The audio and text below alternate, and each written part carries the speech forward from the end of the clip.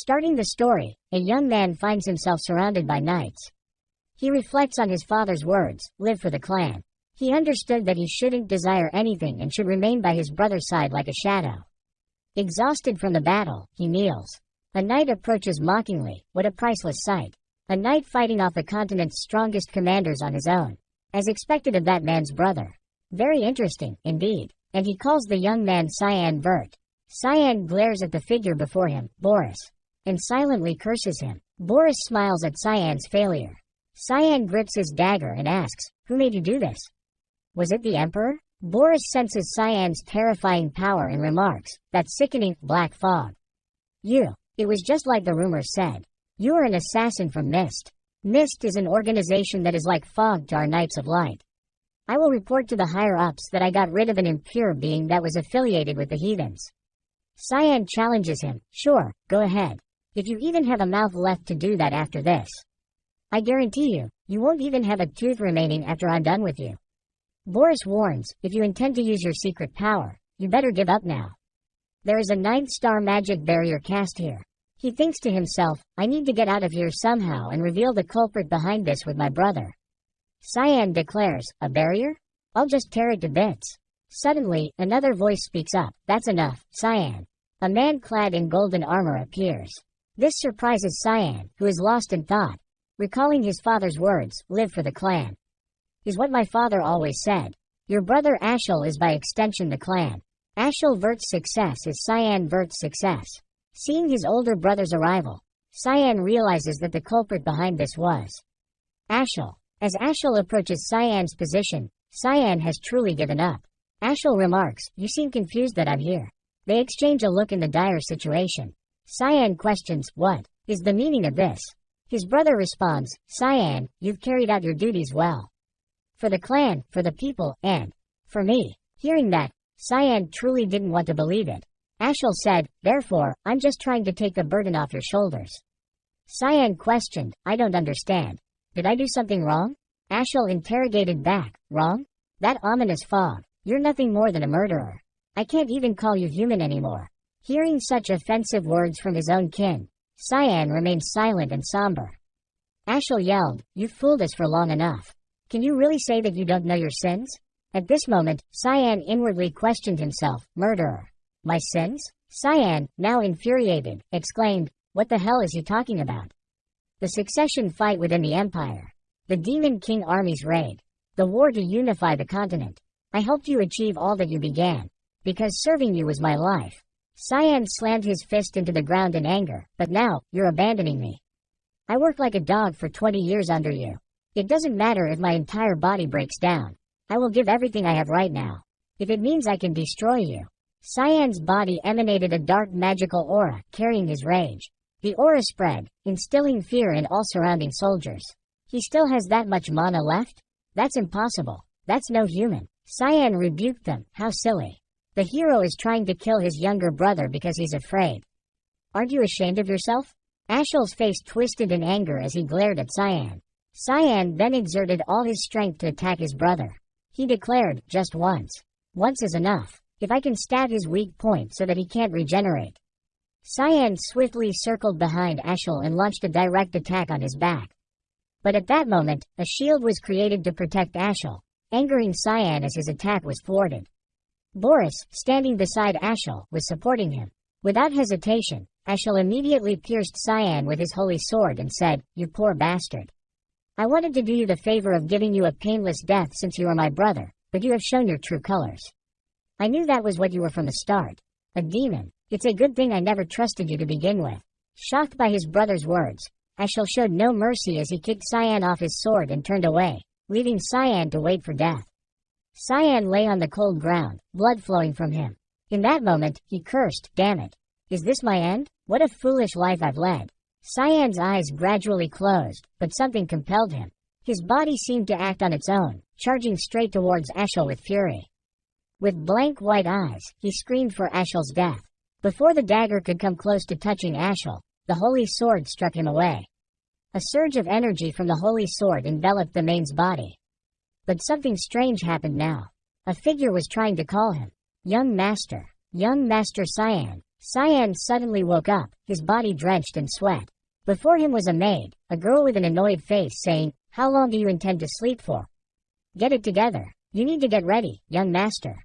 Cyan stared at the maid calling herself Emily, and asked, "Why are you here?" Cyan felt something was off. It has been almost 20 years since I last saw her. She's the same as the last time I saw her. The maid now looked at Cyan as if he were crazy. "What are you talking about? Are you still dreaming?" Cyan looked around and remarked, "This place. I remember. It's the room I used to live in when I was younger. The furniture arrangement is the same too." He covered his face realizing, "Wait, am I back to being a child?" Interrupting his thoughts, Emily called, "Young Master Cyan. You're stalling for time because you don't want to go for training, huh? Make up your mind and get going." Cyan didn't understand what Emily said and asked, "Training? What training?" After a while, he could understand the issue, Vert Clan Duchy. "I'm certain. I'm back in the duchy in the past. Is this like the thing where your life flashes before your eyes before death?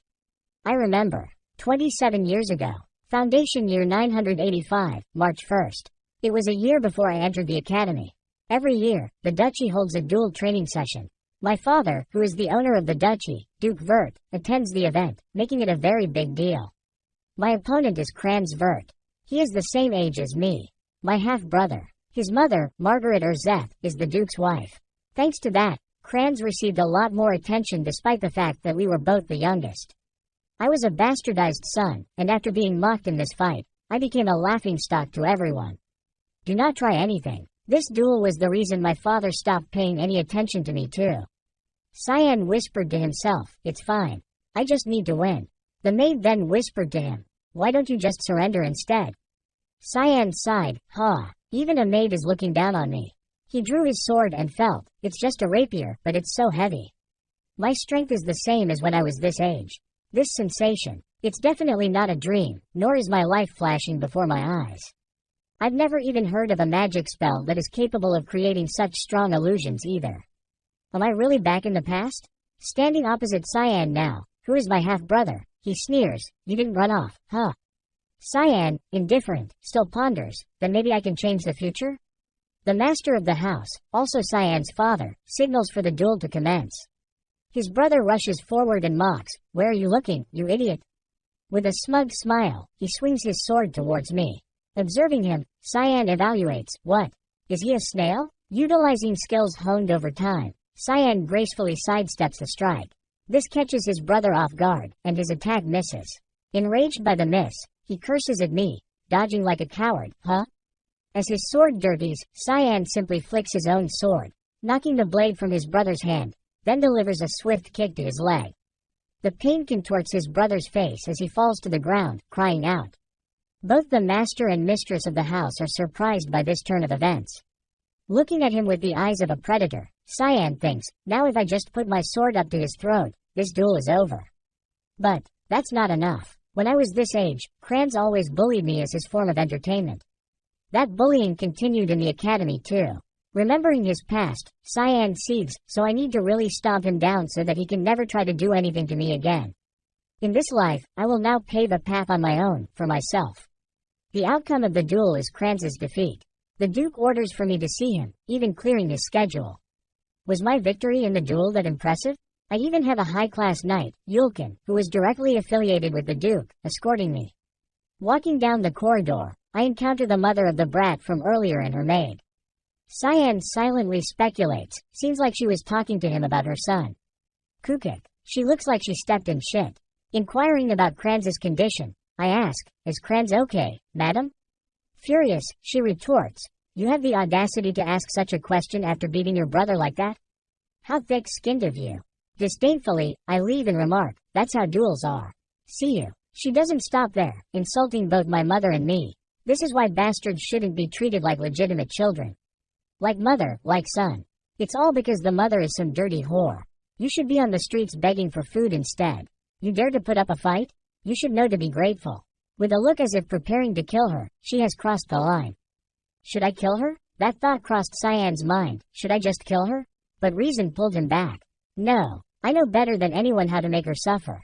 I'm going to torture her. Slowly, like painstakingly slowly.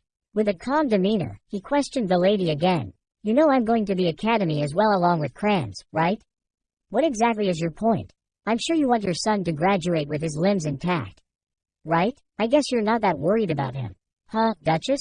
Understanding Cyan's implication, the Duchess became enraged. You vulgar piece of shit. How dare you? Just as she raised her hand to strike Cyan, the knight by her side intervened. I apologize, Duchess. The Duke called for him with urgency.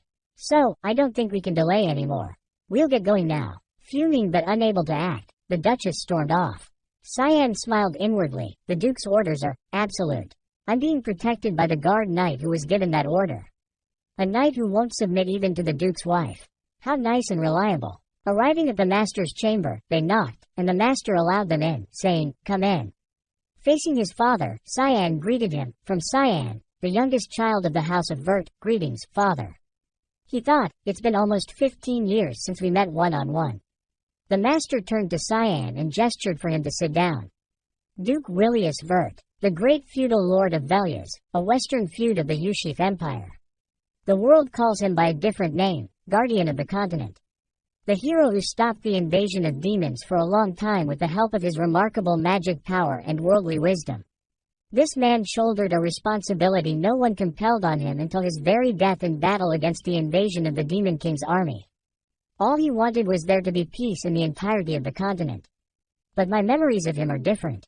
As a man who utilized his free will to decide on living his whole life serving others. A stupid man, Cyan reflected. With a serious expression, his father asked, "Your eyes precisely followed the sword and dodged it."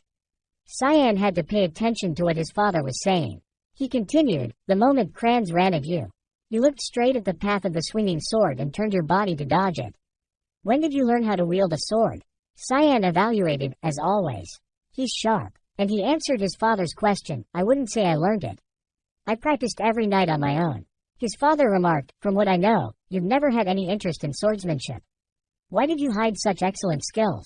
Cyan replied, "I didn't really want to catch others' attention." Despite that, you really went all out at taking down Kranz. But, wasn't what you did after that unnecessary? His intention behind that question seems pretty perusing. Is he trying to get a feel of what I'm capable of? I wanted to prove myself. Prove? Prove what? That I'm better than Kranz. Even though we share the same blood.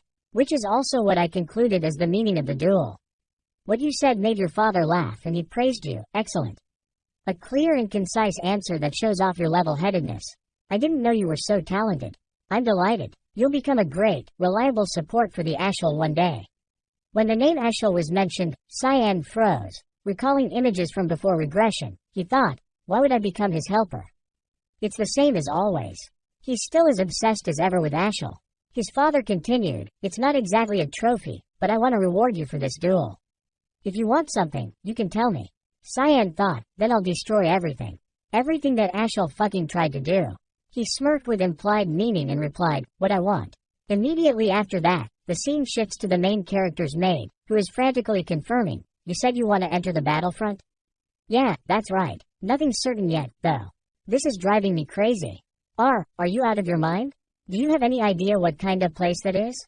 At this point, she imagines a scene of a horde of monstrous beasts and says, it's swarming with wicked and terrifying demonic beasts all over the place. Velias, the western feud of the Yushif Empire. This is the only place in the entire continent to be called a battlefront. Even in that, the Lamia Valley, that can be called the front line, is a ferocious battlefield where the battles with demons have been going on for hundreds of years. Because of that, my father, who stubbornly opposed it from the start, gave me a condition. To become worthy of going to Lamia Valley within 1 month. I don't know on what basis he will decide my worth yet. I just gotta raise my physical strength as much as possible in the time I've been given. I'm still weaker than my peers. At least I'm lucky enough to have the same combat sense as I had before regressing, and the little amount of magic I sense from within me. If I train this body as per my capability, I can definitely make good use of it. Great. I'm going to start training right from today.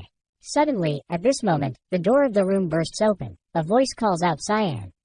A woman appears with an angry face staring straight at the main character. Cyan recognizes her as Alice. After that, Alice rushed forward, grabbing Cyan by the collar, shaking him and scolding, are you crazy? I heard you asked father to send you to the battlefront. He tried to calm her down, stuttering, hey Alice, let me go first. It looks like defeating Kranz got to your head. This won't do. Alice demanded, come with me to the rooftop. Now, on the castle wall, Cyan faced Alice. Now, we start when we draw our swords, she said seriously. I'll let you go to the battlefront if you can endure my attacks for 3 minutes, Alice stated firmly. Cyan asked in return, do you really have to go this far, Alice? Alice replied, I'm not hearing any of that. Just answer one question. Are you after the family's title? Cyan thought, that's why she's doing this. I'm not the slightest bit interested in that. Drawing her sword, she said, so you are, huh? Draw your sword. Cyan pleaded, it hasn't even been half a day since my duel with Crans. I'm tired. This is exhausting. The whole day was chaotic. Not allowing Cyan much time to think, Alice immediately attacked. But Cyan, not as weak as his sister thought. No way. He blocked that? He's a 10-year-old though? Are you really trying to go all out against your brother who's 7 years younger? After the collision, they separated. Alice, surprised, thought, a rapier's has a very light blade, yet he cleanly parried off my longsword's attack. God, was he just lucky this time? You've got better intuition than I thought. Huh, my dear Cyan? Oh, I'm screwed. Eh, Alice? Then Alice resumed her rapid and aggressive attacks against Cyan. As one of Alice's strikes came down from above, Cyan tried to defend himself. At that moment, he executed a technique to twist his sword, redirecting its attack towards Alice. Alice was very surprised, but it didn't faze her. Quickly, she knocked aside the sword and stepped back. Cyan also stepped back, thinking, that could have been really bad. Had I not twisted my sword midway through, I would have killed her. Missed swordsmanship skill, thick fog, mostly consists of skills meant to kill immediately. It's hard to fight without killing because my strength is lacking. How much is remaining of the 3 minutes? I'm compensating for my weak strength by imbuing the sword with my mana. But I'm almost at my limit. In anger, Alice began to chant a spell to enhance her sword's power. Earth, wind, come to me and act as my sword. Cyan was surprised and afraid. 6-star magic? Alice's entire sword was now enveloped in mana from multiple elements. Cyan thought fearfully, is she trying to kill me? It's over. I can just tell by the look in her eyes. Alice now seems to have lost her will to a child's domination. Repeating in her mind, I can't lose. Cyan, fearful and thinking, I'll fall out of the castle even if I were to block that. I'll just have to trust that this will work. After carefully considering, Cyan rushes towards Alice. Before Cyan, Alice is gathering mana into her sword, causing it to soar high into the sky. Cyan prays in her mind, please come out, Yulkin. Just as Alice's dangerously large sword is about to touch Cyan, the knight of the family appears, demanding that everything stop. He deflects Alice's attack with his sword and lifts Cyan with his other hand. The force of the collision lights up the night sky. With a serious expression, he warns, Miss Alice, you're being too harsh against a much younger opponent. Cyan sighs in relief. I was wondering when he was going to appear.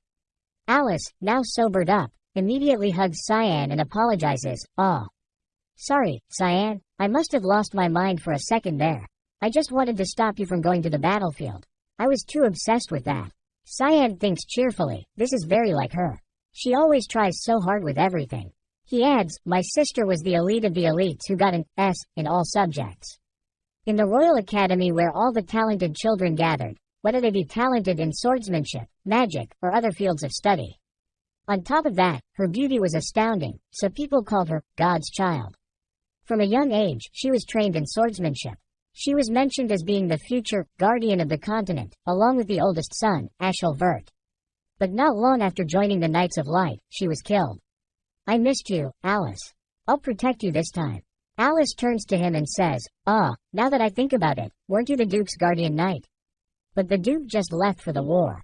He responds, I'm carrying out the Duke's orders to protect the young master for a while. Although I couldn't tell you because I was supposed to carry that out in secret. Cyan thinks, I felt his presence ever since I left the Duke's office. Would he not have shown himself if I continued to not notice him? But why did father tell Yulkin to secretly? Sensing her baby brother's feelings, Alice smiles happily. He's still like a little kid. The next day, Alice returned to the academy. Apparently, she had come back just for a bit to see father before her graduation. At this time, Cyan is struggling to push to the 9th thing, trying for the 10th but unable to. I felt that I needed to become stronger, so I've been focusing on strength training for the past 2 weeks. But 10 is my limit. I've only been hitting a wall for the past 2 weeks. I was pretty confident in my strength. I want to go back. I need a solution.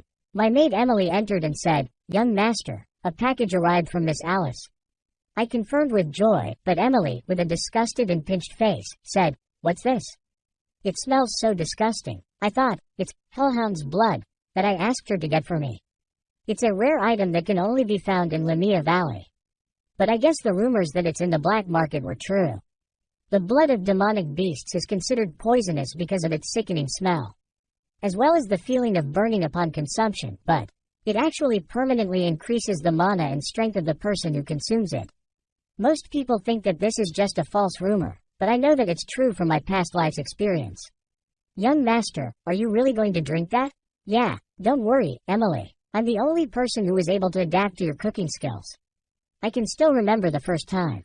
Was it mushroom soup? My heart stopped for a moment after a single bite of that thing. Compared to that soup, this is. After finishing it, I slammed it down on the table and shouted loudly, "It's good." Then I called, "Emily." "Yes? I'm gonna go for a walk. Now, let's see if that worked." Now, at a forest, I thought, it's been a while since I came here. I've been waiting for this day for the last 2 weeks. The moment when Yulkin is not here for his regular reports. He keeps following me around. It's annoying. I came to this place often when I wanted to be alone. Then one day, Ashel received a divine revelation from the god of light, Lumendel. It said that an ancient temple is hidden somewhere in these mountains. I didn't really fully believe it, but there was really a place where the flow of mana was concentrated. Of course, the divine revelation has yet to come. Looks like it's around here. So only I know about this right now. I pressed my hand down on the ground, using mana to transmit underneath. The surrounding area collapsed. I laughed joyfully, thinking, "Ashel, I bet you can't even imagine what I'm doing right now. Seems like it's about here." When looking down, there's a staircase going down, and at the end of the staircase is a light. I decided, let's go.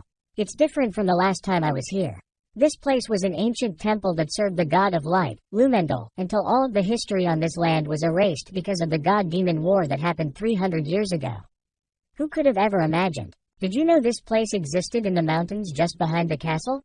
I can see it. The owner of this temple. 999 before Foundation August 12th, humanity finally succeeds in driving out the Demon King's army from Velius. The Demon King's army was far stronger than the humans, but the humans found ancient relics called the gods' weaponry, allowing them to take the win. One of those relics, Durand Dark, was a holy sword blessed by the god of light, Lumendel. This sword was deemed the cyan cause of humanity's victory against the demons. And I will meet my pitiful death in the future, due to this sword, which will be possessed by Ashel Vert. Perhaps Durand Dark has something to do with my regression. Cyan reaches out to touch the holy sword, feeling, as expected, nothing's happening. That ruined my mood. Holy sword, my ass. Let's just take care of business and then leave. Once you walk past the light, there's a shadow that feels rather otherworldly. Found it. At first glance, you might think it's the sword's shadow, but that's impossible. This is no shadow. Where there is light, there must be darkness too. It's a pathway that leads to another room, hidden by the altar of light. From the darkness created, a staircase appears leading down to a mysterious wooden door. Cyan begins to open that door and steps inside. In front of him is a bloody red dagger. "It's nice to see you, my sword, demonic sword, Karam." When he holds it, his face shows joy, and the magical power emanating from it causes the surroundings to change. "Good morning, Karam. Daughter, you still not awake yet?" Kayat Tilda, this familiar feeling. It's the best. Hee hee. I want to slay something right now. A gruesome voice emerges. "Kikiki, child, don't you have any fear? Don't you know what it means to have awoken me?" Cyan with a blank face responds, "I don't know. It means that this sword is now mine?" The darkness grows larger now and says, waking up a sleeping demonic sword, "It's too late to regret it now, child. Your body is now mine." The darkness is now swooping towards Cyan, but as it gets closer, he only needs one hand to grab it. "You weren't this rash before?" The darkness is now trying to escape, saying, "Kook, what are you? How can you touch me?" With a crazed smile and eyes, Cyan says, "I told you. This sword is mine." Karam is now trying to attack Cyan with its claws, but Cyan easily dodges. Karam has now escaped, jumping back. The form of Karam is that of a woman. Looking at Cyan, she asks, "Who are you? Are you the successor? Why do I feel Eru's aura from you?" Cyan replies, "Right, I'm the successor of Eru. Your master's back." Bow down, demonic sword, Karam. Karam, angry, says, "You're just a kid. I can't accept this." Immediately after, Karam launches into attacking Cyan at a very fast pace. While in combat, Cyan silently thinks, "I guess words won't do." The demonic sword's final goal is to take over the body of the user. "I have no choice. I'll go a bit easy." Cyan steps back, smiling contentedly. She says, "Demonic sword control." Suddenly, Karam's entire body loses control and collapses. Cyan warns, "I'll say this just once. Why don't you just accept me as your owner while I'm still being nice?" While being restrained, Karam wonders, "How can you use that, eek? You arrogant little." Cyan continues, "Demonic sword control." Karam's head is then forcefully pushed down to the ground. And then Cyan repeatedly says, "Demonic sword control. Demonic sword control. How about now? I'll accept." Human. As she was about to use the command to restrain Karam, she immediately changes her way of addressing and calls Cyan, "Master." At this moment, Cyan thinks, "Now that I've done what I wanted to do here, shall I get back? I've been gone for too long." Exiting the basement is Karam, who then says, "Ah, it's been so long since I breathed fresh air. It's so refreshing. Hey, master, what's your name?" Cyan replies, "Cyan. Cyan Vert." Karam responds, "Cyan, I've never heard of that name before. Eru really chose a kid like you?" Cyan confirms, "Yeah, in my past life." Karam asks, "Past life? What the hell are you talking about?" Cyan explains, "I died once before." "What the hell?" Looking at the holy sword, Karam says, "He's still sleeping, huh?" Cyan explains, "He'll have to wait 20 more years for his owner." "You talk like you know the future." Cyan, now with a serious look in her eyes, firmly holds the sword and chops off the hilt of the holy sword. This surprises and frightens Karam, who asks, "What are you gonna do with that?" "Who knows?" Holding the broken sword in her hand, Cyan smiles deviously, "Who knows? Maybe it'll make things a bit more interesting in the future." In the afternoon, a horse-drawn carriage leaves the ancestral mansion. Cyan is now wearing armor, thinking to herself, "I can't believe the day has already come. Time sure flies by." A soldier approaches and greets, "Greetings to the Duke. I'll ask you one last time. Are you still determined to go to the battlefront? If you want to back out now, I won't stop you." Cyan respectfully bows and replies, "Yes, sir. My heart already lies at the battlefront." Cyan's father orders, "Open it." "Yes, sir." "A magic scroll? Are they summoning something?" A magic scroll the man released, and the magic circle from it illuminated, summoning a large beast. With its fiery body, it stared at Cyan with bloodthirsty eyes. Cyan expressed, "A hellhound? A low-ranked demonic beast from the Lamia Valley, huh?" The knights and father must have had a hard time preparing this test. Gripping the sword tightly, Cyan thought, "So they'll sweep in if it gets dangerous?" The owner at this moment stood watching, saying, "You must be responsible for your every action. So, prove how strong your resolve is by passing this trial and showing it to us." "Trial, huh?" The man thought again, "Did you just say that you want to duel with me? There's only 3 days left until the deadline of my promise with my father. I can't just keep swinging my sword in the air now, can I? I want to get a sense of a real fight too. Help me out, yeah? For a duel, someone your age, like young Master Krantz, would be. I'm not sure why, but he runs away every time he sees me, so." The man thought to himself, "What a hassle." And he said, "If you insist, okay. Instead, I will only fight you with my sword's sheath. I'll only focus on defense, so attack me all you want." "Thanks, Yulkin. I have another favor to ask. Whatever happens from this point on, don't tell father about it. This is an order." Yulkin was curious about what Cyan mentioned, but at that moment, Cyan rushed to attack. Yulkin only used the sword's sheath to defend. He thought to himself, "That was heavy. I can't believe this. That was the sword of a 10-year-old? He's quick." Cyan's swordsmanship speed and strength amazed Yulkin. Just a second of distraction, and Cyan disappeared, leaving Yulkin astonished. Right after that, Cyan attacked him from behind. Although he only stood still to defend against the strikes, it was quite astonishing. Cyan said, "Phew, as I thought, I can't win against you yet. Good job, Yulkin. Thanks for helping me." Yulkin asked in surprise, "Great job, young master." In his heart, he thought, "I can't believe the weak young Master Cyan has grown so much. If the hunch I had back then was right, by now, the young master can overcome any trial that comes at him." Returning to the present, at this moment, Cyan is facing a large monster for training. A second later, he disappeared from his current position, his body swiftly rushing towards the monster. Here it comes. Cyan's figure passed by the monster, leaving it with a powerful strike. With my current strength, fighting a monster is still too much. I gotta end this battle as quickly as possible. I'm going to kill it off with this attack. After thinking it through, Cyan immediately channels his power into his right hand holding the sword. His body leaps high into the air. Then, he thrusts the sword like a spear through the monster's head. The entire scene unfolds in awe before everyone's eyes. Cyan's father beams with delight. Cyan looks at the monster and thinks, it feels like a waste. This much blood could fill a few bottles. If I did something like that here, they'd think I'm crazy. Should I carry something like a cup with me at least? His father applauds, saying, impressive, Cyan. Then, I'll see you at the battlefront. Cyan stands there and thanks his father. Thank you, father. Karam speaks up. Master, do I look like a kitchen knife to you? Cyan asks back, no. Of course, you're a demonic sword. Why do you say that? Karam replies, then use me, damn it. I need blood to gain strength. Please, just let me have one gulp. Cyan reassures, don't you worry. Because soon, I'm going to use you to my heart's content. Look forward to it. Then that's when you should have woken me up. The scene transitions to a battlefield, where a group of ogres is attacking. People shout, it's an ogre. Ogre in the northwest. Set up a line of defense and take it out right away. Leave none alive. Start the restraint of salvation. The entire army is filled with fervor. In the battlefield, a magic is cast, its light forcing the ogres to shield their eyes. Underneath them, smaller magic circles begin to appear. From those circles, threads shoot out, binding the ogres' bodies. The command is given for the attack. The entire army begins to attack the ogres while their bodies, dazzled, await death. Some ogres try to escape, but a warrior charges in, and its head falls off.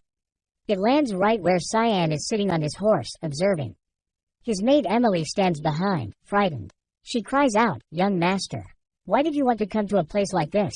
Aren't you scared? Cyan looks at the battle and thinks to himself, to think I'd be back here. I feel nostalgic. It's just like hell as usual.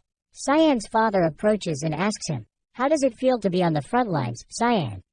Cyan responds, I'm a bit nervous. His father says, as you can see, you will never know when you'll die in this place. So don't ever let your guard down. Cyan confidently smiles and replies, okay. I will keep that in mind, father. In the front lines, there are usually 3 to 4 battles a day, and every battle has its own detailed response manual with the capable advanced knights as core, taking care of all the monsters that try to cross the front lines. When this battle has ended, the tent I'm assigned to in this place is in the rearmost area, where it's the safest. With the guards here being so disciplined, I won't even have a chance to feed Karam. Do I really have to wait till dinner time? Cyan asks at this moment, What are you doing, Emily? She responds, didn't the Duke tell us that we won't know when and where we would die? Cyan wonders, unbelievable. Then why don't you pack up and return? Emily exclaims, do you think I can? When you can't even do anything without me. With the monsters all over the place, if I were to turn tail, who would take care of you, young master? Move, it's almost time to eat.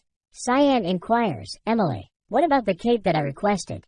But receives no response. He angrily thinks, should I just chase her away? Is this how she treats her master? At this moment, a doll resembling Cyan is placed on the bed. Cyan assesses that, this should be enough, right? Emily, now in a daze, asks, are you planning to go out to exercise, even in this place? Cyan replies, yeah, did I wake you up? You sure are diligent. The Duke would be proud of you if he were to find out. Cyan throws on a cloak and says, anyway, I'll get going, so please take care of things as usual. I'm asleep right now, got it? Okay. At this moment, Cyan is moving at a very fast speed and thinks, because this is the front line, night guard duties are usually strengthened. So, if I don't move at this time, moving around freely will be difficult. A skill Cyan executes is Thick Fog third move, Fog's Descent. If I remember correctly, there should be tons of monsters in this place. It's the perfect place to use Karam. Isn't that right, Karam? Karam replies, this strong scent of blood. Master, I don't think I can hold back. Quickly, let me cut something down. At this moment, the Hellhound pack is charging towards Cyan to attack. Cyan confirms, all right, Karam. We'll do as you please. With the skill, Fog Sword, Rushing Fog Storm, Cyan moves through the Hellhound pack, leaving them with deadly slashes. After a while, at the corpse of a hellhound, Cyan inserts a sharp tube into its blood vessel. Blood flows through the tube into a wooden cup. Cyan lifts it up and drinks it heartily. After drinking, he joyfully comments, "Keu tilde. This is the stuff." Karam also expressed on, "It's my first time feeling so refreshed after waking up." Cyan evaluated, "Good. We'll keep training like this." Karam asked, "How long do you think it will take for us to get stronger by killing these mutts?" Cyan replied, "Don't worry. The night is young, and there are plenty of monsters. Before them now is a diverse herd of beasts waiting for them." Karam excitedly expressed, "I'm getting excited." The scene shifts to a group of horse-drawn carriages, in one of which sits a young lady with white hair. The person in the carriage said, "I still think the front line is too dangerous. Why don't we turn back?" The young lady replied, "I told you not to treat me like a child. I'm the royal princess of the empire. How many times must I tell you that I'm bound to my duty to assist father in his tours? I really will get mad if you mention this again." "Understood, princess." "Oh, that reminds me. There's news saying that the youngest son of the Vert family is on the front lines. He should be around the same age as you. That Duke Vert brought his youngest son?" "The Duke wasn't really going to bring him.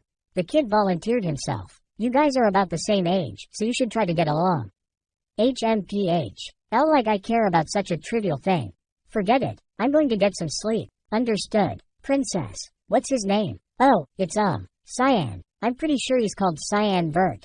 "Cyan? Cyan Vert, huh?" Continuing from the previous episode, now on the battlefield. The Vert family is battling with the monsters. A bird-shaped monster is struck and terminated. As the battle gradually concludes, the patriarch calls out to everyone, "Check if anyone's been injured." The soldiers respond, "Everyone is okay." The patriarch, satisfied, commends, "Good work. Let's hurry back." His attention is caught by someone. Meanwhile, Cyan has just finished off another monster.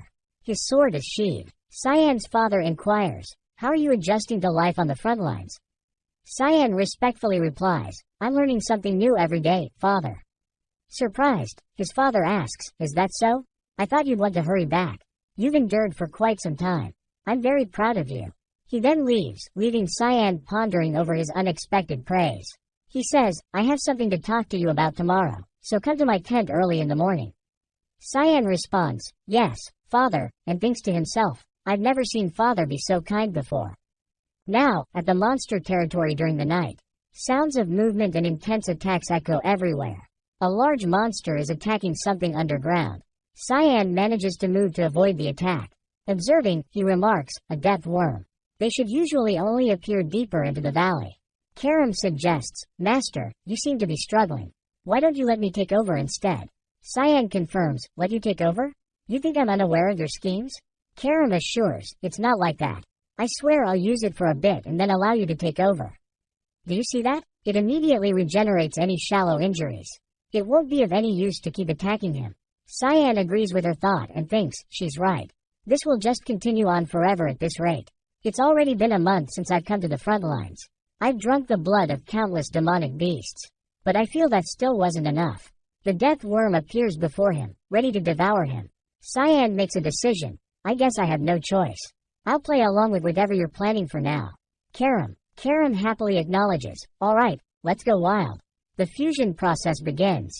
Thick fog ninth form demonic sword manifestation. Soon, Cyan's body is enveloped in blood chi. In a moment, the entire body of the death worm is cut into pieces by sharp swords. Cyan asserts, "I'll rip your thick skin to pieces." The image of Cyan merges with the demonic sword and the crimson moon.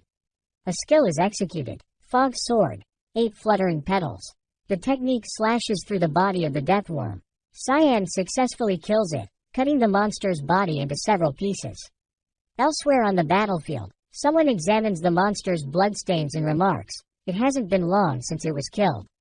Yulkin, holding a torch, comments from behind, "The mana seems quite imposing. Could it have been a demon that did this?" Cyan's father states, "We cannot overlook this if a demon was involved." He then orders, "Inspect the area and burn this corpse immediately." The soldiers comply. Looking at the sword traces on the monster's body, he silently wonders, "These sword traces look familiar. Is it just déjà vu?" Yulkin seems to have noticed something and notifies, "Your Grace, I think you need to see this." In front of them lies the corpse of the death worm. Yes, it's a death worm. Who could have slain a death worm like this? Could it have been that organization? Demonic Sword Manifestation. It lets Karen take over my body so that she can use her true powers. But she can completely take over me if I let my guard down. Now, at Cyan's location, he lies on the bed, exhausted, which is why me using her to take down just one monster is actually insane. Cyan groans, my entire body is sore. It's a good thing I drank all that demonic beast blood. Had it been a month ago, my body would have broken down.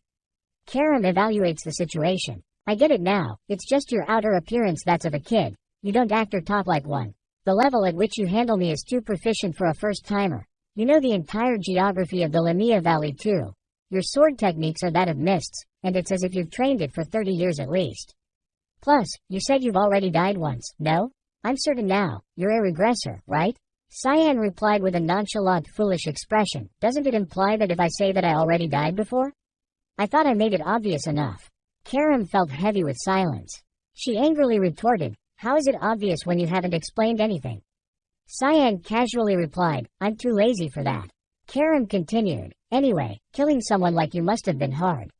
If I were to guess, you were killed by the owner of Duran Dark. There are two possibilities, you were either killed in a duel or betrayed, and I feel it was definitely the latter. Cyan inquired, why do you think that? Karen responded, you look at the holy sword like you stepped in shit. I'd be an idiot if I couldn't tell from that. So your goal must be revenge. Either way, just keep this in mind. If I catch you faltering or losing, I'm going to swallow you up. Cyan immediately punched Karen, sending her flying. With a disdainful expression, Cyan said, know your place. I'm not an idiot. Karen spun in silence. Cyan smiled, thinking to herself, she hasn't changed at all. She's the same as she was in my previous life. At this moment, Cyan left her camp. Observing the atmosphere around her, she thought, what's happening? It seems a bit chaotic today. Emily approached, young Master Tilda. You're up. Cyan asked, yeah, Emily. Did something happen? Emily replied with a worried expression, yes, apparently, a high-level monster's corpse was found near the entrance of the valley. Cyan realized the issue. Is she talking about the death worm? Emily continued, it's been so long since there was a sighting of a high-level monster near the camps. Cyan feared being discovered as the one who killed the death worm, hastily asking Emily, anything else? Emily was flustered. Cyan tried to inquire further, was there any talk of anything else? Like sightings of a suspicious person or something about me? The conversation was interrupted by the appearance of Yulkin. He approached from behind and said, young Master Cyan, the Duke wants to see you right away. Cyan felt uneasy, silently evaluating, this is a pain. I couldn't take care of the corpses of the monsters. Because the soldiers suddenly appeared out of nowhere. My plan was to enjoy a quiet life before entering the academy. Shit. Cyan, now at her father's camp, bowed respectfully to him. I, the youngest son of the Verts, greet my father. I secretly think, father would notice that it was me. Cyan's father responds with a serious tone and requests him to sit down. Cyan thinks, if he asks me about yesterday's incident, what kind of excuse can I even make? At this point, Cyan's father asks, I'll be direct. What were you doing last night? Cyan responds anxiously, I went to bed early as I was tired. Upon receiving the answer, Cyan's father thinks, went to bed early? But those sword traces reminded me of Cyan's sword techniques. Was I overthinking it? Cyan pretends not to know and asks, why do you ask? His father doesn't respond, thinking, it's hard to believe that a child this young could have slain a death worm. Plus, Cyan notices he's not answering and asks further, father, is something bothering you? He says, I'm sure you've heard about what happened near the camps last night. We'll have to look into it more, but it seems like the doing of a secret assassin organization, MIST. Cyan feigns ignorance about it. His father continues, it's an organization that has existed since ancient times. We do not know of their goals, but they have assassinated countless nobles under the excuse of purification. They're infamous for leaving behind a black fog wherever they are. But one day, they disappeared. They were last seen 300 years ago. But the corpse of the death worm from last night was shrouded in black fog. Black fog is the trace left behind by Eru, the god of darkness. The very god worshipped by the mist, and the source of their power. If my assumptions are correct, it was mist that slew the death worm and the other demonic beasts. Cyan then internally marvels, that's amazing. He was able to precisely pinpoint who the culprit was, despite the organization having been last seen 3 centuries ago. His father advises, we can't guess the reason for their sudden appearance, but you should be careful. Nonetheless, I'll notify the Empire about this and investigate further. Cyan obediently responds, yes, father. Cyan also lightly thinks, I guess this means he's gonna believe me? His father at this point thinks, it'd make no sense for Cyan to be involved with such an organization when he's this young. Then he says, that's enough for this conversation. Were you told who's visiting today? Cyan replies, I did hear that His Majesty will be visiting, but was that supposed to be today? His father smiles and says, yes. I wanted to ask you for a favor regarding that. Cyan curiously and anxiously asks again. At this moment, a soldier's voice interrupts, announcing, here comes His Majesty, the Emperor. Cyan's father is now outside kneeling down, saying, I, the Lord of Velias, greet the Honorable Emperor, His Majesty. The king appears on horseback, calling him Viliarth. At this moment, the king dismounts and approaches Viliarth, helping him up and saying, we're old friends. Don't be so polite. Though he has the king's permission, Viliarth still feels some apprehension. Your Majesty. The king's gaze now turns towards Cyan's position. Oh, is it that child? Cyan bows and replies, I greet the Honorable Emperor, His Majesty. I'm Cyan Vert, the youngest of the Verts. The king compliments for a boy this young to be residing in such a rough environment. Your children are definitely different from the ordinary ones. Cyan, feeling comfortable, thinks, I was wondering what the favor was going to be, but he just wanted me to appeal myself as his son. I was always cooped up in the mansion in my past life when the Emperor visited. Let's go inside, young master. Won't Tilda look over there, Emily? It's the Emperor. I'm so deeply touched by father's trust. At this moment, the king calls a servant and says, splendid. I wanted to introduce someone as well. From the horse-drawn carriage, a beautiful woman appears. She introduces herself as Orin Severus. Cyan looks at the princess and thinks, Orin Severus, the tragic 5th princess. After some greetings, Cyan and his father are now in the camp, where his father tells him, you'll need to escort Princess Orin for the day. Cyan wonders about the significance of the task he's been given. His father reassures him, no need to be so surprised. You just need to keep her company. You're the same age as her. You'll see her once you enter the academy too. Cyan recalls seeing her at the academy in his past life. I saw her a few times between classes. Viliarth then says, there's no harm in becoming acquainted with someone of the royal family. It won't be long, but I just want you to get along. Cyan silently evaluates, I don't really want to do it, but I understand father's intentions. He probably wishes that we'd develop a friendship like he has with the Emperor. But he's picked the wrong person for it. She cannot become my friend. Although I can't say that since that's a future only I know of. It's annoying, but I'll have to just be obedient for now. At this point, images of the battlefield appear. Orin asks, why is that river so red? Cyan explains, you mean the Blood River? It's a stream that runs through the entirety of the Lamia Valley. There isn't any complex reason as to why the water is red. The demonic beasts, old or injured and unable to fairly compete for survival with others, instinctively leap into the Blood River. Their corpses and bodily fluids dissolve into the river, turning it red from mana-induced decomposition. Orin, alarmed, asks, so that's all demonic beasts' bodily fluids and corpses? Cyan replies, yes, they also drink and wash in it. It's very disgusting. Don't go in it. Orin grimaces and asks further, gross. What's at the end of the river? Cyan responds, the demon realm. Orin questions, demon realm?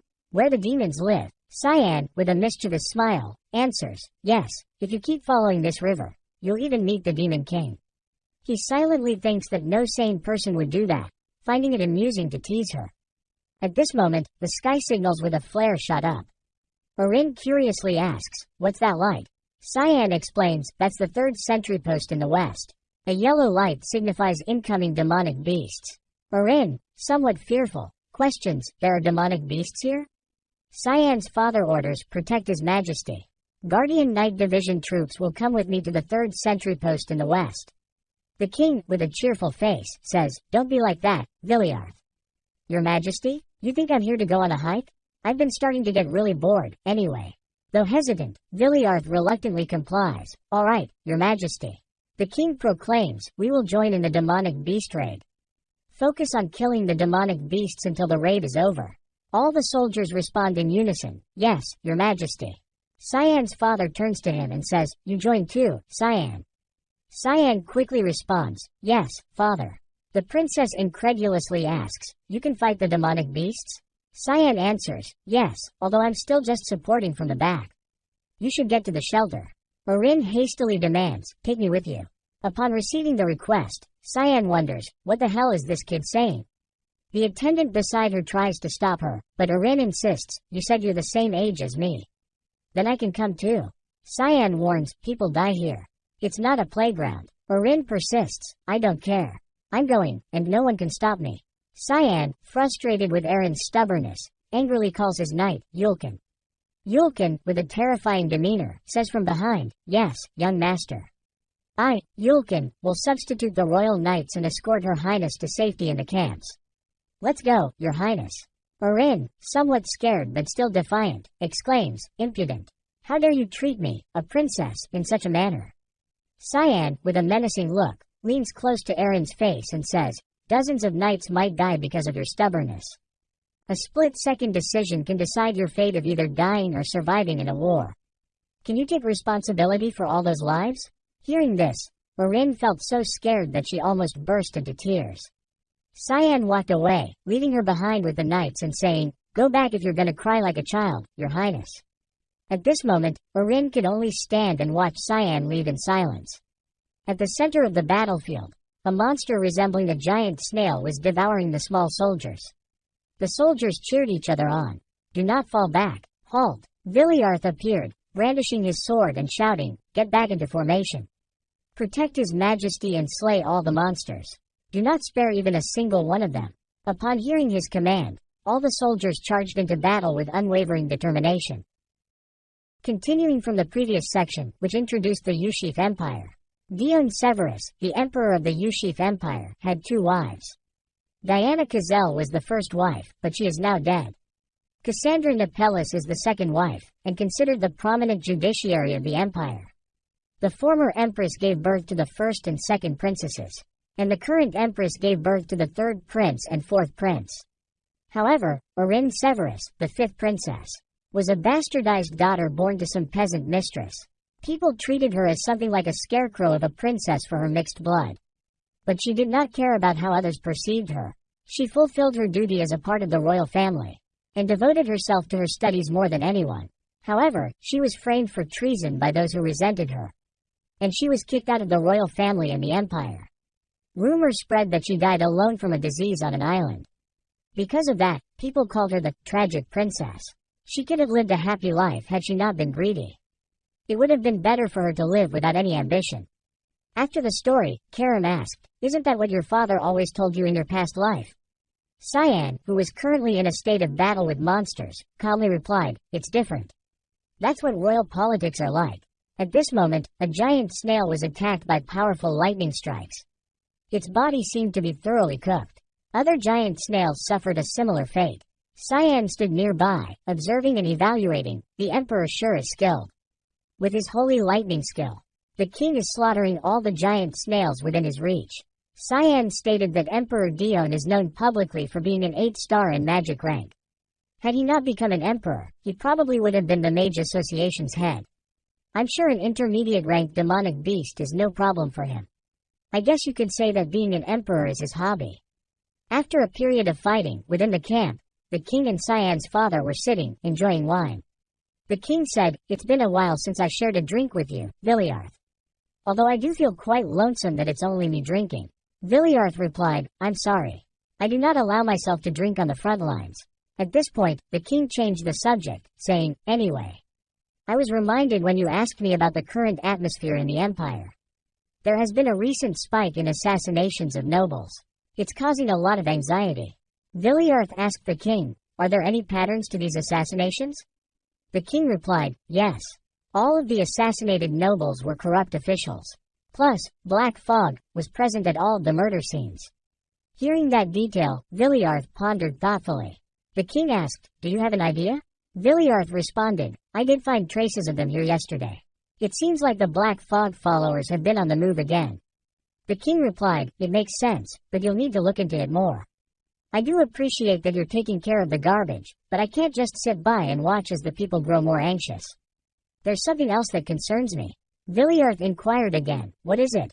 The king replied, some damn noble is blabbering that this is the fifth princess's fault. Villiarth asked again to confirm. You mean there are people trying to tie Princess Arin to those incidents? The king clarified further, I've been suppressing them by shrugging it off as nonsense, but it seems like there is a group that wants to use her. Let me ask you for a favor as a friend, and not as an emperor. If I end up dying before you, please take care of that child. Accepting the request from the king, Villiarth responded with a serious face. I, Villiarth Vert, will carry out your majesty's orders to completion. Upon receiving Villiarth's assurance, the king was pleased and thanked him. At the campsite, it was raining heavily. In Cyan's tent, Emily was feeling frustrated and asked Cyan, that's all? Cyan replied, what more did you expect? Emily said firmly, she's the princess. You just ended the escort there? You're never gonna get married at this rate. Criticized by Emily, Cyan felt it was a bit much, thinking, I wasn't going on a date. Then Cyan left the tent, telling Emily, anyway, I'll trust you to take care of things while I'm gone. Emily expressed some concern, asking, are you going training again? It's raining so hard. Cyan reassured her, don't worry about it. Don't stay up waiting for me either. But as he was about to leave, a girl in a cloak stood outside in the rain waiting at Cyan's camp gate. Cyan was puzzled by the person in front of him. Emily, fearful, asked who that person was. At this point, the stranger took off her hood and asked Cyan, where were you gonna go? The person was Arin. She asked him, sorry, but can we talk if you're not busy? Emily quickly changed her attitude, welcoming Arin warmly. Outside Cyan's camp, there were not only soldiers from Cyan's clan but also royal soldiers. Arin asked Cyan, how long has it been since you got here? Cyan replied, about a month. He curiously asked her, why did you come to see me? Arin felt something slightly ominous behind him. Can you excuse us for a bit? Go outside for a bit, Emily, he said. Before leaving, Emily turned back and said, all right, have a good time together. With everything quiet now, Cyan thought to himself, a good time with a 10-year-old? No, I'm 40. In this situation, Arin hesitantly said, I'm sorry about what happened earlier. I feel like I didn't act as a princess should.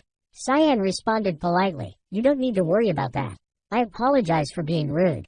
Arin smiled and said, no, I would have said the same thing if I were you. You're acknowledged by a lot of people unlike me. And you're a lot more mature. As her smile faded, Erin's face took on a slightly saddened expression as she continued, you're acknowledged by a lot of people unlike me. And you're a lot more mature. Seeing Erin's change in demeanor, Cyan thought, so that's the kind of personality she has. Arin then expressed her desire, right, you're entering the academy too, right? Let's be. Cyan understood what she was suggesting and cut her off before she could finish. His face turned serious, with a hint of intimidation as he firmly declined, I'm sorry. But I don't believe I can be of any help to you. This made Arin feel fearful for a moment. Cyan clarified his stance, if you're here to make friends, please leave. Arin tried to persuade Cyan, I just wanted us to be on good terms. You're harsh. Do you also think that I'm just a shell of a princess? Not receiving a response to her difficult question, Arin continued, I understand. I guess there's no benefit in being friends with me. Sorry for wasting your time. She then decided to leave, saying, I guess I was short-sighted. I thought maybe we could at least talk. But you're completely different from Sir Ashel. Hearing the name of his betrayed brother, Cyan became visibly unsettled, thinking, what did she just say? In that moment, he lost control, gripping Erin's hand tightly to stop her from leaving. In pain, Arin asked Cyan, what's with you? Cyan asked with a cold tone, Ashel, how do you know my brother? Fearfully, Arin replied, I got to know him when I was touring the Royal Academy last year. He advised me to not care about what others think and that I should just fulfill my role as a princess. Hearing the story, Cyan understood the issue at hand. He thought to himself, advised? As if. I know that demonic bastard's personality better than anyone. It already began as soon as she met him. The plan to bring down Princess Arin. Cyan is furious at this moment, but still worriedly warns Arin, let me warn you. But his words are not finished. Suddenly, their camp is shaken. Emily rushes in from outside in a hurry, saying, young master. You have to run. But at that moment, a giant log is crashing down onto Cyan's camp from above. It's so fast that no one can perceive its appearance. As soon as the disturbance occurs, Cyan's entire camp is smashed. Emily luckily lies outside the attack range and escapes death. What appears before them now is a huge monster holding a tree branch. People now realize, but it's too late, shouting to each other. Damn it, that's the young master's tent. Hurry, check if the young master is okay. Emily sits crouched on the ground, engulfed in fear, calling for her master. By now, the shock has reached Villiarth's camp. The king and Villiarth are worried, unsure of what's happening. At this moment, a soldier enters to report. The king's face darkens as he asks, "What did you just say?" The soldier reports in detail. Advanced ranked demonic beasts ambushed the rear camps of the border regions. I think the princess was there when it happened. The king urgently orders everyone of the imperial army to the rear camps immediately. We need to secure the safety of the princess. The soldier acknowledges the order and replies, "Yes, your majesty." The king ponders. She was in the rear camps. Whom was she going to see? The scene shifts to the area under attack by the monsters. Two ogres appear there. Cyan is lucky after the attack, now hiding behind to assess. Death worm and ogres too. They should only reside in the deeper regions of the valley. But for them to be here in the rear camps, something must have changed. Is it because of me? Emily cries and says, "Young master, I thought you were really dead. I'll never leave your side again." Returning to the time of the attack. At that moment, when the camp was attacked from above, Cyan managed to hold Orin and dodge to the side, avoiding the fatal blow.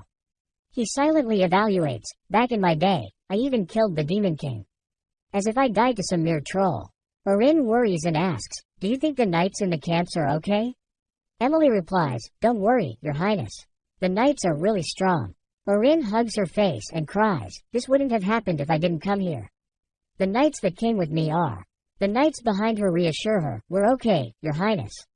It's given that we would protect you as the knights of the empire." The remaining person also smiled confidently and said, "He's right, your highness. We'll protect you with our lives."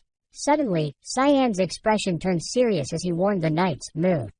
The knights didn't understand his meaning and were unaware of the imminent danger approaching from behind. In the next moment, the troll's large hand grasped his body, and with a single grip, the knight was killed. Cyan stepped forward to protect Orin and instructed her to step back. Seeing Cyan's appearance, the troll seemed to recognize something. Cyan immediately realized, "I knew it. It's me that it wants." Upon identifying its target, the troll threw the knight's body aside. Cyan urgently told everyone, "I'll distract the troll, so get away with the princess." Emily agreed without worrying about Cyan. Cyan was also annoyed by her quick compliance. She carried her in and said, "What are you doing, Mr. Knight? Let's go." Cyan thought angrily, she was really eager to leave, huh? The troll raised both hands to attack Cyan, who prepared to counter. In the next moment, his sword cut through the troll's arm. After the attack, Cyan wondered, "Why are the advanced ranked demonic beasts all attracted to me? I feel like they're smelling something on me." Karim chuckled maliciously and said, "You drank the blood of countless demonic beasts to become strong. And that's why you reek of them. It'd be weird if they didn't come for you." Cyan asked urgently, "What? You knew about this? Why are you telling me now?" Karim smirked and replied, "Did you forget? What I want is your body." Before he could react, Cyan squeezed him. From Karim's body, the Karim sword appeared. Karim complained, "What are you doing? Please treat me better." Cyan demanded, "Shut up. I don't care how many monsters come at me." After saying that, he rushed towards the troll. The troll threw a punch at him, but he dodged and approached its head, cutting it off. The troll's heavy body fell to the ground. Cyan said, "Now that no one's watching, let's go sip on some advanced ranked demonic beast blood." In front of him was a crowd of large monsters. Karim excitedly said, "Oh, it's gonna be a feast." But then he noticed something and said, "Wait, is that?" A large dragon with a purple body appeared. Cyan exclaimed, "A devil dragon?" Its roar echoed around them. Karim confirmed, "No, it's still a baby. I guess he also smelled you." Cyan smiled maliciously, thinking, it doesn't matter why the dragon is here. Demonic sword manifest. Cyan and Karim's bodies have merged. "What matters is that I catch that thing." With a confident and intimidating face, he declared, "You have to catch that drag, no you have to eat it." On another side of the camp, a monster was attacked by several golden lightning bolts. The king asked, "Is this the last one, Villiarth?" Villiarth replied, "Yes, it seems so." The king asked, "What about the princess and your son?" Villiarth replied, "I can't find their traces past the tent. I'm sorry." The king said, "It's fine. I'm sure you're worried about your son too." Villiarth trusts in Cyan and says, there's no need to worry about him. What matters right now is the princess. The king evaluates, that's cold, and thinks, is he really your son? Villiarth affirms, a Vert should know to watch out for himself. At this moment, someone comes to report, Your Majesty. We've found Her Highness. The king asks, are you sure? Immediately after, Orin rushes to call the king. The king inquires about her condition. Are you hurt anywhere? Orin, worried, says, hurry. We need to save him. Save who? Cyan. Because of me, he's. The king calms her down and asks, calm down and tell me what's going on. Villiarth steps forward and asks, you're Cyan's maid, are you not? Yes, I am, your grace. With a terrifyingly dark face, Villiarth says, you tell me. Has something happened to Cyan? Emily, frightened, thinks, I'm scared. I've never seen the Duke look so scary before. Her whole body trembling, she stutters, the young master acted as bait. In order to give us time to run away. Hearing this, Villiarth's eyes sharpen as he looks at Emily. The royal soldier next to them immediately says, I remember where he was last. If you just give me an order, I will go with others to save the young master. The king urges, what are you waiting for, Villiarth? Hurry. But contrary to everyone's thoughts, Villiarth remains silent for a moment and says, we are not doing that. People are puzzled by his decision. The king asks again, Villiarth, are you serious? Villiarth calmly says, we must take care of this situation first. If these camps fall, the demonic beasts will invade the empire. We must reconstruct the place right away. That is the only way to prevent more deaths. Emily, terrified but still speaks up, then what about the young master? Villiarth says coldly, he's done his duty by helping the princess evacuate. That is what it's like to be a Vert. Hearing these words, the princess wonders, why? Just, why? No, because of me again. Suddenly, a cry from above interrupts the conversation. Orin hears and wonders, this cry? That sound? A dragon? A dragon flies above them at this moment. Shortly after, she discovers the image of Cyan clinging to the dragon's leg. Cyan, with a foolish expression and tears streaming down his face, is trying to cling to the dragon's leg.